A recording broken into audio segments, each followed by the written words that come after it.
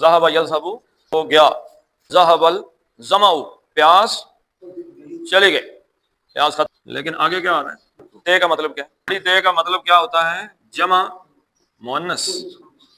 تو جمع مؤنث کے ساتھ جو فعل آ رہا ہے وہ آ رہا ہے واحد مذکر۔ تو یہ کیوں آیا واحد مذکر؟ اس لیے کہ جو سیئات ہے اس کی ایک وجہ تو یہ ہے یہ غیر حقیقی ہے، غیر حقیقی مؤنث، یعنی کہ سیئات کوئی اصل مؤنث نہیں ہے۔ اصل مؤنث کون سی ہوتی ہے؟ جس کے مقابلے میں کوئی مذکر ہو، وہ اصل مؤنث ہوتی ہے۔ تو یہ غیر حقیقی مؤنث ہے، اس لیے عربی قاعدے میں اس کے ساتھ مذکر ضمیر آ سکتی ہے۔ چلی گئیں، کیا چلی گئیں جی؟ سیئہ کس کو کہتے ہیں؟ برائی کو۔ السیئات برائیاں، برائیاں۔ اب یہ برائیاں کن کو کہہ رہا ہے انسان؟ مشکلات کو۔ وہ جو مشکلات تھیں وہ چلی گئیں، دور ہو گئیں، ٹھیک ہے جی، دور ہو گئیں انی مجھ سے۔